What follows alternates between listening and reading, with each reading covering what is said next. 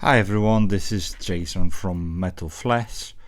Today I will rank the entire Bathory discography from Getting the Beam tier all the way up to From Here to Eternity.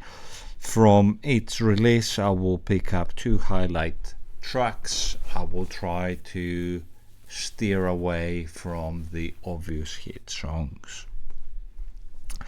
We're gonna kick things off with 1984's debut release called Bathory.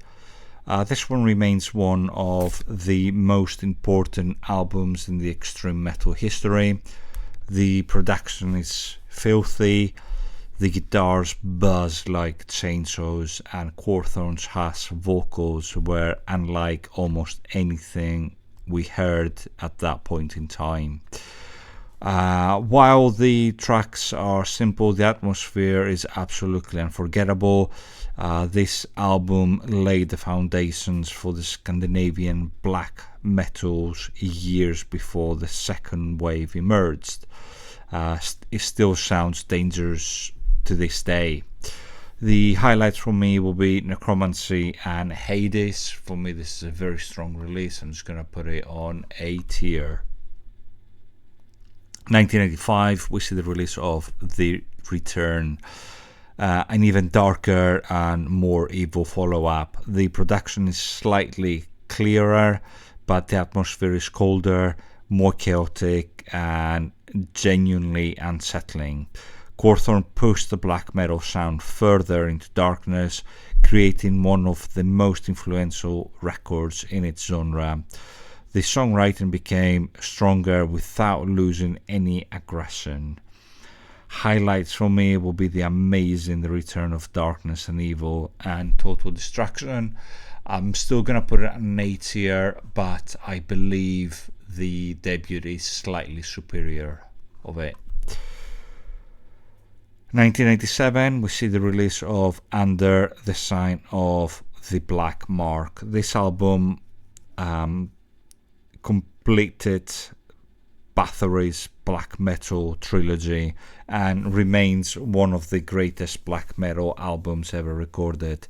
Every riff, every scream, every atmosphere, it's absolutely amazing and perfectly placed.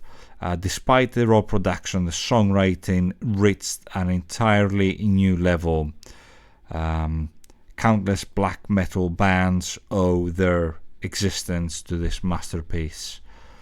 Highlights will be Call from the Grave and Enter the Eternal Flame. For me, this is a From Here to Eternity release. Blood, Fire, Death came out in 1988, one of the most groundbreaking albums in the metal history. While still rooted in black metal, Cawthorn introduced epic melodies, acoustic passages, and Viking themes that would define his future work. The balance between brutality and atmosphere is almost perfect. The album marked the bridge between the two genres that Bathory themselves created. Highlights for me will be Blood, Fire, Death, and The Golden Walls of Heaven. For me, this is another From Here to Eternity release. I'm just going to put it right here. Hammerheart came out in 1990, a complete transformation. Gone are the blast beats and black metal aggression, replaced by majestic Viking hymns, acoustic guitars, and heroic melodies. Some fans were shocked at the time, but history has proven this to be one of the greatest Viking metals ever made. The slower pace allowed Cawthorn's songwriting to shine, creating an emotional and timeless experience. Pay attention at his singing voice. Highlights for me will be Swords in Flames and Home of Once Brave. For me, this is another From Here to Eternity release. I'm just going to put it right here. 1991, we see the release of Twilight of the Gods. This was the starting point for me. I got into Bathory with this album. Right. Perfect continuation of Hammerheart. The arrangements are even more ambitious, the melodies are beautiful, and the atmosphere is breathtaking throughout. While a couple of songs are perhaps slightly longer than necessarily, the emotional depth and epic scale is there and makes up for it. It remains one of Viking's defining metal album, as it contains only 7 tracks. I'm just going to pick one track. I'm going to go with Twilight of the Gods. For me, this is another A-tier release. I'm just going to put it here, just in between The Return and Bathory. Right, Requiem came out in 1994. After the two epic Viking albums, Quorthon took another dramatic turn by embracing stripped down thrash metal.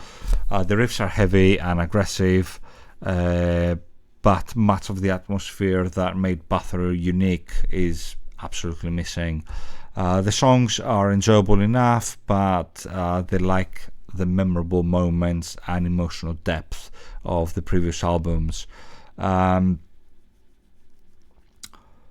Again, it's just like an even release. Highlights will be Requiem and Suffocate. For me, this drops down to a C tier. Octagon came in 1995. The thrash direction continued. The result is less convincing.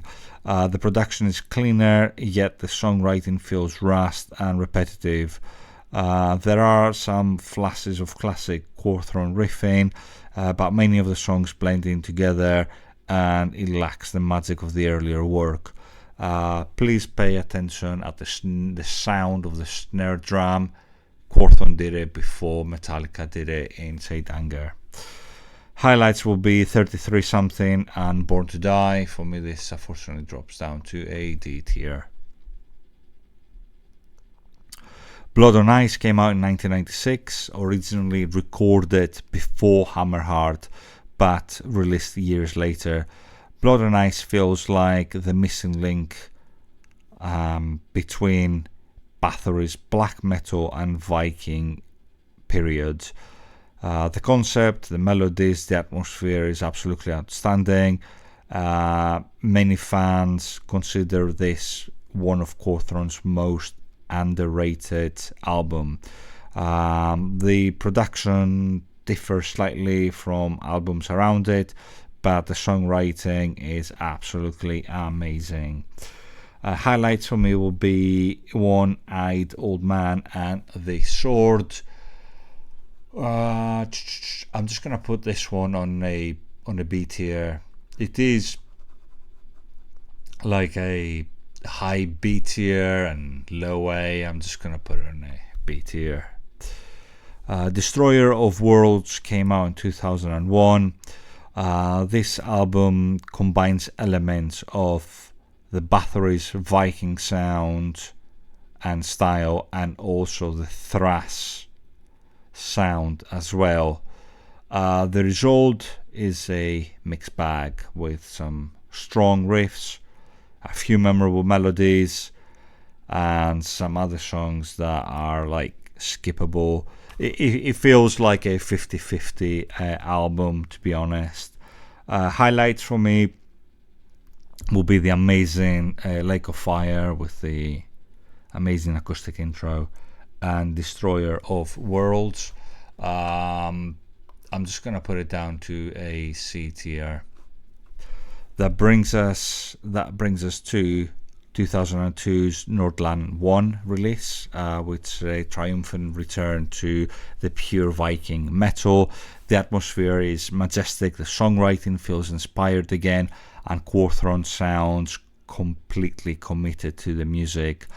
Every song contributes to the album's epic journey, making it one of the strongest releases of Bathory's late career.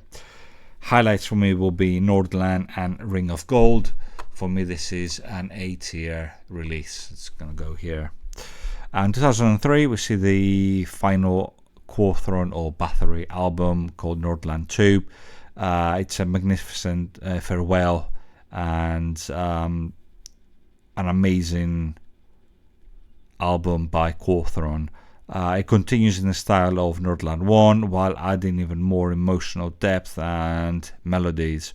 The album closes the Bathory career in a fitting fashion, reminding everyone why Cawthron remains one of heavy metal's greatest visionaries. A few songs take time to fully be appreciated. It does require a lot of listens. Now, comparing this one to Nordland 1, Nordland 2 is not at the same height as Nordland 1. Highlights will be Death and Resurrection of a Northern Sun and The Will of Sun. For me, this one goes down to a B tier right here. So there you have it, the entire Bathory discography ranked from Get in the Bin all the way up to From Here to Eternity. Till next time, stay metal.